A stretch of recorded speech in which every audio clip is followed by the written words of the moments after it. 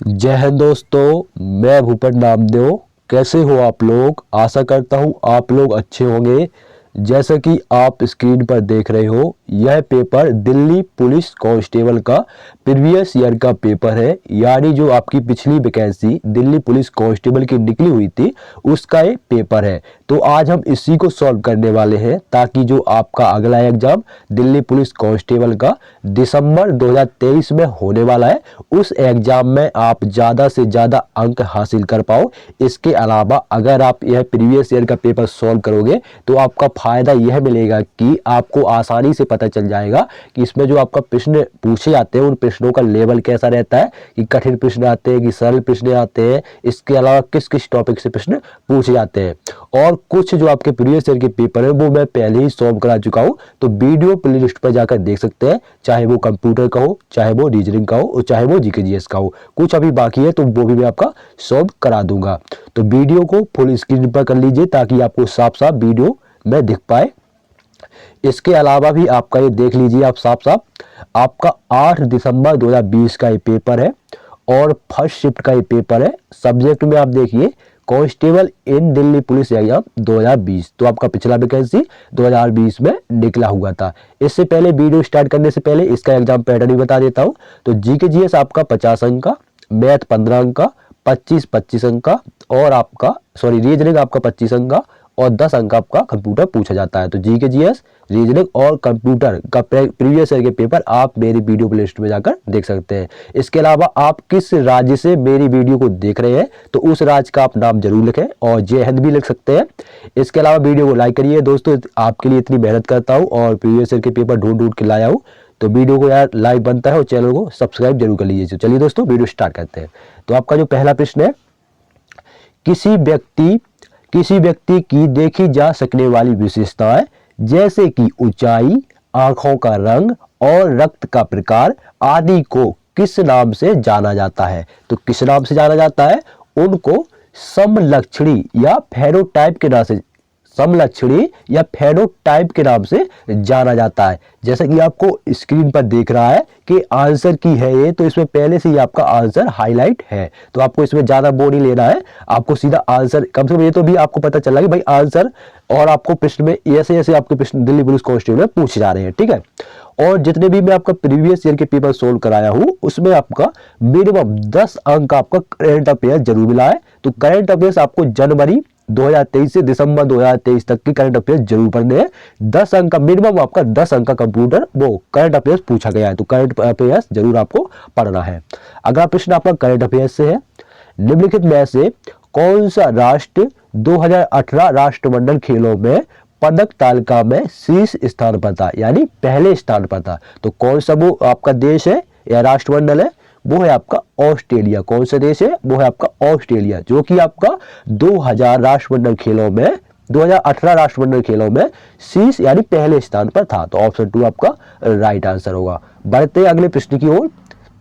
अगला प्रश्न देखिए आपका करंट अफेयर्स से ही है, और जितने भी आपका प्रीवियस ईयर का पेपर सोल्व करा है उसमें आपका अनुच्छेद के आपके 3 से 4 प्रश्न, और आपका हिस्ट्री से आपके 7 से 8 प्रश्न, 7 से 8, और आपका जो आपके जो हो गए जैसे नृत्य हो गए, और आपके बाधक हो गए, और आपके पर्व या त्योहार हो गए, और आपकी नदी हो गए, पहाड़, यहाँ से आपके प्रश्न मिले हैं। तो स्ट्रेटेजी की आपको जरूर पढ़ना है। जैसे मकबरा हो गया, मंदिर, यहाँ से प्रश्न आपके 100% पूछे जाते हैं, ठीक है।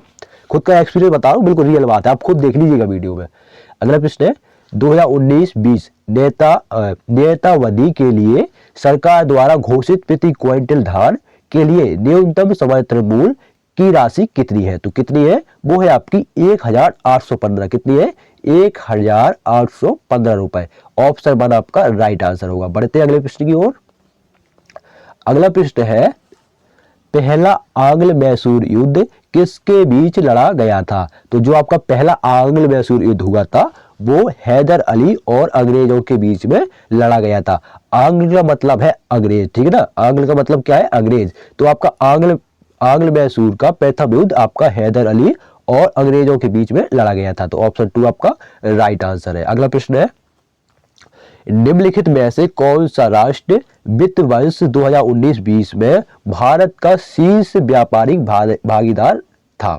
तो कौन था? वो है आपका संयुक्त राज्य अमेरिका। कौन था? संयुक्त राज्य अमेरिका, जो कि आपका 2019-20 में भारत का शीर्ष व्यापारिक भागीदार था। अगला प्रश्न है, भारत के संविधान, देखो अनुच्छेद का आपका पहला प्रश्न आ गया आर्टिकल का। भारत के संविधान के अनुच्छेद 213 के तहत घोषित अध्यादेश को इनमें से किसके द्वारा प्रत्याहत किया जा सकता है? तो किसके द्वारा प्रत्याहत किया जा सकता? तो वो आपका राज्यपाल या गवर्नर के द्वारा आपका प्रत्याहत किया जा सकता है। ऑप्शन 1 आपका राइट आंसर है। अगला प्रश्न आपका करंट अफेयर्स से, अगस्त 2020 तक की स्थिति के अनुसार भारत के राष्ट्रीय मानवाधिकार आयोग के अध्यक्ष कौन थे? तो कौन थे? आपके व्यक्तियों के नाम दिए गए हैं, वो है आपके न्यायमूर्ति HL दत्तू थे। कौन थे? न्यायमूर्ति HL दत्तू। ऑप्शन 4 आपका राइट आंसर। तो अब देख लीजिए, आपका यहाँ से आपके प्रश्न बन रहे हैं।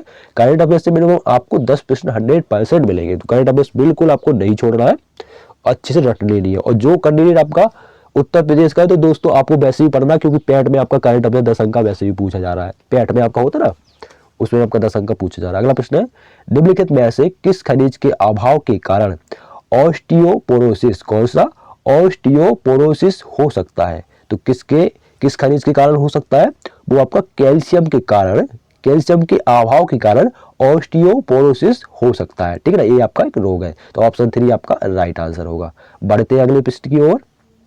हिस्ट्री से आपका 1905 में बंगाल के विभाजन को अंजाम देने वाले भारत के ब्रिटिश वायसराय का नाम क्या था? तो क्या था उसका नाम? उसका नाम था लॉर्ड कर्जन। क्या नाम था? Lord Curzon. अगला प्रश्न है, प्रसिद्ध यात्री और लेखक मोहम्मद इब्न बतूता, जिन्होंने 14वीं शताब्दी में भारत सहित कई देशों का भ्रमण किया, यानी घूमने गए, वे निम्नलिखित में से किस देश के निवासी थे? तो जो आपके लेखक मोहम्मद इब्न बतूता है, वो मोरक्को के निवासी थे, जहां पर अभी फिलहाल में भूकंप आया था, कई लोग 400-500 लोग मारे गए थे। अगला प्रश्न है, निम्नलिखित में से किसे क्रिकेट खेल के तीनों प्रारूपों में सर्वाधिक अंतरराष्ट्रीय रन बनाने का गौरव प्राप्त है? तो किसको है? वो है आपका सचिन तेंदुलकर को। किसको है? सचिन तेंदुलकर को। ऑप्शन 4 आपका राइट आंसर है। अगला प्रश्न आपका है, निम्नलिखित में से किस राष्ट्र ने पुरुषों की हॉकी में अधिकतम ओलंपिक स्वर्ण पदक जीते हैं? सबसे ज्यादा गोल्ड मेडल किस राज्य ने जीते हैं पुरुषों की हॉकी में? तो वो है आपके भारत ने। किसने जीते हैं? भारत ने जीते हैं। आपका हॉकी का जादूगर आपने सुना होगा, हॉकी का जादूगर कौन है? मेजर ध्यानचंद जी है। कौन है हॉकी के जादूगर? मेजर ध्यानचंद जी। ये प्रश्न आपका पूछा जाता है। अगला प्रश्न है, जादूगोड़ा यूरेनियम खदान किस राज्य में है? तो आपका जो जादूगोड़ा यूरेनियम खदान है, ये आपका झारखंड में है। कहां पर? झारखंड में। अगला प्रश्न है, निम्नलिखित में से किस वर्ष में मोहनदास के गांधी और लॉर्ड इरविन के बीच गांधी इरविन संधि पर हस्ताक्षर किए गए थे? तो कब किए गए थे? ये आपका 1931 में। कब? 1931 में किए गए थे। अगला प्रश्न है, निम्नलिखित में से किसने किसानों से संबंधित राष्ट्रीय आयोग का नेतृत्व किया, जिनके द्वारा सिफारिश की गई कि कृषि फसलों का न्यूनतम समर्थन मूल्य उत्पादन की भारित औसत लागत से कम 50% अधिक होना चाहिए? तो किसने किया? ये आपका MS स्वामीनाथन ने किया, जो कि आपके हरित क्रांति के आपके जनक माने जाते हैं। किसने? MS स्वामीनाथन ने। अगला प्रश्न है, IPL 2020 क्रिकेट टूर्नामेंट का पहला मैच किसके बीच खेला गया था? तो पहला मैच कब हुआ था?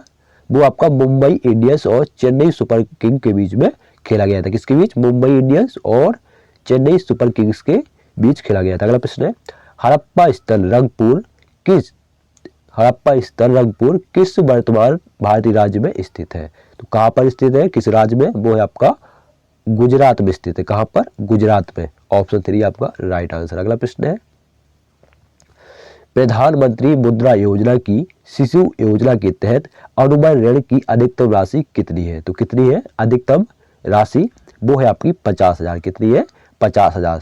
शिशु योजना के तहत 50,000 है। तो ऑप्शन 2 आपका राइट आंसर। अगला प्रश्न है, प्रसिद्ध संगीतकार पंडित बुद्धदित्य मुखर्जी किससे संगीत वादन से जुड़े हैं? तो जैसे मैं बताया वादन के वाले आपके प्रश्न पूछे जा रहे हैं, तो जो आपके पंडित बुद्धदित्य है ये आपके सितार से संबंधित है या सितारे बजाते हैं। अगला प्रश्न है, प्रसिद्ध शास्त्रीय नर्तकी रुक्मणी देवी अरुणडेल किससे नृत्य शैली से जुड़ी थी? तो किससे नृत्य शैली से जुड़ी थी? वो आपका भरतनाट्यम। कहाँ से? भरतनाट्यम से जुड़ी थी, जो कि आपका तमिलनाडु राज्य का आपका शास्त्रीय नृत्य है। कथकली आपका जो है एक केरला का है। मोहिनीअट्टम आपका कथकली और आपका मोहिनीअट्टम ये आपका केरला का है, और आपका कुचिपुड़ी आपका आंध्र प्रदेश का है। उड़ीसी आपका उड़ीसा का है। ठीक है, तो आपका ये जो आपकी रुक्मणी देवी है ये आपका भरतनाट्यम से संबंधित है। अगला प्रश्न है, संसद के दुई सदनों की संयुक्त बैठक की अध्यक्षता डॉट डॉट कहते हैं? तो कौन करता है? वो आपका लोकसभा के अध्यक्ष कहते हैं, या आपने देखा होगा लोकसभा के अध्यक्ष कहते हैं, जो कि आपका लोकसभा के अध्यक्ष ओम बिरला है। अगला प्रश्न है, कालबेलिया लोक नृत्य किस राज्य से संबंधित है? तो ये आपका प्रश्न बार बार रिपीट होता है कालबेलिया वाला, इसको नोट कर लीजिए। कालबेलिया जो है आपका राजस्थान का लोक नृत्य है, तो ऑप्शन 2 आपका राइट आंसर। अगला प्रश्न है, भारत के बाहर विश्व का प्रथम योग विश्वविद्यालय विवेकानंद योग विश्वविद्यालय डॉट डॉट में आरंभ किया गया था? तो कहाँ पर है ये आपका लॉस एंजेलिस। कहाँ पर? Los Angeles. कहाँ पर? Los Angeles USA. कहाँ पर है? लॉस एंजेलिस यूएसए में है। ठीक है ना, ऑप्शन 1 राइट आंसर। थोड़ा तबीयत सही रही यार। सितंबर 2020 तक की स्थिति के अनुसार नीति आयोग के उपाध्यक्ष कौन है? कौन है उपाध्यक्ष? पूछा अध्यक्ष हमेशा प्रधानमंत्री नरेंद्र मोदी है। ठीक है ना, उपाध्यक्ष पूछा तो वो है आपके राजीव कुमार। कौन है? राजीव कुमार आपका नीति आयोग के उपाध्यक्ष है। अगला प्रश्न है, पहले पंचवर्षीय योजना चलती थी, पंचवर्षीय योजना जब आपका मोदी की सरकार बनी तब से वो नीति आयोग चलने लगा। ठीक है ना। अगला प्रश्न है, मॉरिशस गणराज्य की राष्ट्रीय सभा ने सर्वसम्मति से दिसंबर 2019 में मॉरिशस के नए राष्ट्रपति के रूप में डॉट डॉट का चयन किया। तो कौन है वो मॉरिशस के राष्ट्रपति? वो है आपके पृथ्वी सिंह रूपन। कौन है? Prithviraj Singh Rupan. Option 4 right answer. अगला प्रश्न है, श्री सेलम बांध किस नदी पर बनाया गया? तो जो आपका श्री सेलम बांध है ये आपका कृष्णा नदी पर बनाया गया है। किस नदी पर? कृष्णा नदी पर। ऑप्शन 3 आपका राइट आंसर। अगला प्रश्न है, धूपगढ़ की पहाड़ियां किस राज्य में स्थित है? तो धूपगढ़ की पहाड़ियां मध्य प्रदेश राज्य में स्थित है। Option 3 right answer. अगला प्रश्न है, निम्नलिखित में से किसके द्वारा आनंद मठ उपन्यास की रचना की गई थी? तो किसके द्वारा की गई थी? तो आनंद मठ की जो रचना की गई थी वो आपका बंकिम चंद्र चटर्जी के द्वारा की गई थी। जो आपके राष्ट्रीय गीत है वो आपका बंकिम चंद्र चटर्जी ने ही लिखा है, और राष्ट्रगान आपका जनगण मनगण ये आपका रविन्द्रनाथ टैगोर ने लिखा है। अगला प्रश्न है, निम्नलिखित में से कौन आईसीसी के 2019 ODI cricketer of the year पुरस्कार का विजेता है? कौन है? वो है आपका रोहित शर्मा। कौन है? रोहित शर्मा। अगला प्रश्न है, मुगल वंश का प्रथम सम्राट कौन था, या मुगल वंश का संस्थापक कौन था? तो वो है आपका Babar.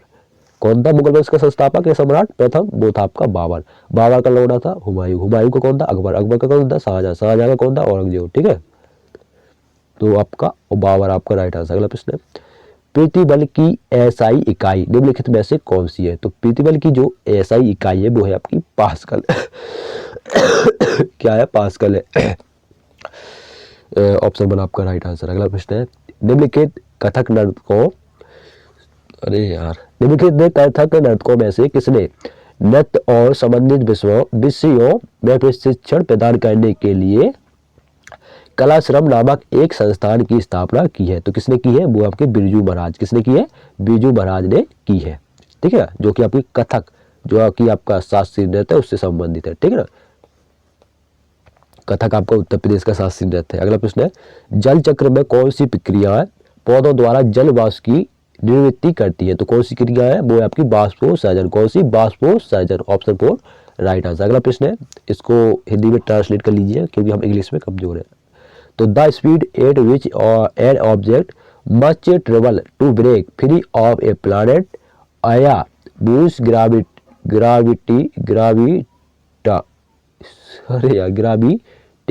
Gravitational force and enter orbit is called. तो इसका राइट आंसर है एस्केप वेलोसिटी। ठीक है ना, थोड़ा आप इंग्लिश में कमजोर है यार दोस्त, तो इसको आप ट्रांसलेट करके इसको कर लीजिएगा। ठीक है, अगला प्रश्न है आपका जनगणना। हाँ, जनगणना से आपकी 1-2 प्रश्न 100% मिलेंगे। ठीक है, 2001 और 2011 की जनगणना के अनुसार भारत के सभी राज्यों या केंद्र शासित प्रदेशों में सबसे घनी आबादी डॉट डॉट में है। तो आपका उसने पूछा है सभी राज्यों या सभी, क्या पूछा, भारत के सभी राज्यों या केंद्र शासित प्रदेशों में सबसे घनी आबादी किसमें है, तो वो है आपका दिल्ली में। ठीक है ना, टोटल आबादी नहीं पूछा उसने, घनी आबादी पूछा है, तो सबसे घनी आबादी दिल्ली में है। कन्फ्यूज हो जाओगे भाई बिहार इतना बड़ा राज्य है, यहाँ आबादी कम है क्या, तो घनी आबादी पूछा, ऑप्शन 3 आपका राइट आंसर है। अगला प्रश्न है, निम्नलिखित में से किस संगठन की सहायक कंपनी ने क्लियर वॉक नामक एक सैनिटाइजिंग उद्धार पथ विकसित किया, तो कौन सी कंपनी किया, ये विप्रो ने किया है। विप्रो कंपनी आपकी एक सॉफ्टवेयर कंपनी है, ऑप्शन 3 आपका राइट आंसर। अगला प्रश्न है, किस राज्य की विधान परिषद के कुछ सदस्यों को डॉट डॉट के द्वारा मनोनीत किया जाता है, तो आपका राज्यपाल, किसके द्वारा मनोनीत किया जाता है, राज्यपाल के द्वारा मनोनीत किया जाता है, ऑप्शन 1 राइट आंसर। अगला प्रश्न करंट अफेयर्स से, 4 सितंबर 2020 तक की स्थिति के अनुसार भारतीय रिजर्व बैंक द्वारा निर्धारित आरक्षित नकदी निधि अनुपात कितना है, तो कितना है, वो आपका 3%। कितना है, 3%। अगला प्रश्न है, भारतीय संविधान के अनुच्छेद 360 के तहत जारी एक उद्घोषणा को संसद के द्वि सदनों के प्रस्तावों द्वारा कितनी अवधि में पारित किया जाना आवश्यक है, तो कितनी अवधि में पारित करेंगे उसको, 2 महीनों के भीतर। कब तक, 2 महीनों के भीतर पारित किया जाना आवश्यक है। अगला प्रश्न है, हड़प्पा स्थल कालीबंगा किस वर्तमान भारतीय राज्य में स्थित है, या आपका किस राज्य में स्थित है, तो वो आपका जो कालीबंगा है वो आपका राजस्थान पे, कहाँ पर, राजस्थान में स्थित है, ऑप्शन 1 आपका राइट आंसर है। अगला प्रश्न है, प्रधानमंत्री ग्राम सड़क योजना के तहत ग्रामीण इलाकों में डॉट डॉट और मैदानी क्षेत्रों में इससे अधिक की आबादी वाली सड़क संपर्क से वंचित बस्तियों को सभी मौसम अनुरूप सड़कों के माध्यम से जोड़ा जाता है, तो कितने हैं, वो है आपके 500 ग्रामीण इलाकों में 500 और मैदानी सड़कों, मतलब 500 और आपकी मैदानी सड़कों को जोड़ा जाएगा, तो ऑप्शन 3 आपका राइट आंसर होगा। अगला प्रश्न है, who among the following was elected as Ireland prime minister in 2020, यार आपको 2020 में प्राइम मिनिस्टर कौन था, कहाँ का, आयरलैंड का, वो था आपका माइकल मार्टिन। कौन था, माइकल मार्टिन, ऑप्शन 4 आपका राइट आंसर है। ठीक है, अगला प्रश्न है, जनवरी 2020 में निम्नलिखित में से किसका झारखंड विधानसभा की अध्यक्ष या अध्यक्षिया के रूप में चयन किया गया, तो किसका हुआ है, तो आपका झारखंड का जो विधानसभा का अध्यक्ष है वो है आपका रविंद्रनाथ महतो। कौन है, रविंद्रनाथ महतो, ऑप्शन 1 आपका राइट आंसर है। अगला प्रश्न है आपका, सॉरी थोड़ा ये स्क्रॉल हो गया, हाँ आ गया। हाँ, अगला प्रश्न है आपका, लोक चित्रकला की लघु शैली किस राज्य से संबंधित है, तो जो आपकी लोक चित्रकला की लघु शैली है वो आपका राजस्थान राज्य से संबंधित है, ऑप्शन 2 राइट आंसर। अगला प्रश्न है, नामड्रोलिड मठ किस राज्य में स्थित है, तो जो आपका नामड्रोलिड मठ है वो आपका कर्नाटक राज्य में स्थित है। कर्नाटक राज्य की राजधानी है बेंगलोर, इसकी महाराष्ट्र की मुंबई और बिहार की पटना और सिक्किम की गंगटोक है क्या, देख लेना इसको, भूल ही गए। अगला प्रश्न है, प्रधानमंत्री रोजगार सृजन कार्यक्रम में व्यवसाय सेवा क्षेत्र के तहत स्वीकार परियोजना की अधिकतम लागत कितनी है, वो है आपकी 10 लाख, ऑप्शन 1 आपका राइट आंसर। अगला प्रश्न है, निम्नलिखित में से कौन सा अधिकार भारत के संविधान द्वारा प्रदान किया गया एक मौलिक अधिकार नहीं है, तो कौन सा नहीं है, वो है आपका संपत्ति का अधिकार, आपका मौलिक अधिकार नहीं है, ऑप्शन 3 आपका राइट आंसर। अगला प्रश्न है, जवाहरलाल नेहरू बंदरगाह किस राज्य में स्थित है, कहाँ पर स्थित है, ये आपका मुंबई महाराष्ट्र में स्थित है, ऑप्शन 2 आपका राइट आंसर है। अगला प्रश्न है, राष्ट्रपति भारतीय संविधान के डॉट डॉट के तहत लोकसभा में एंग्लो इंडियन समुदाय के 2 सदस्यों को नामित करता है, तो कौन सा आर्टिकल के तहत करता है या कौन से अनुच्छेद के तहत करता है, तो वो अनुच्छेद 331 के तहत करता है, ऑप्शन 1 राइट आंसर। अगला प्रश्न है और आखिरी, क्योंकि आपका दिल्ली पुलिस कांस्टेबल है 50 अंक का ही जीके जीएस पूछा जाता है,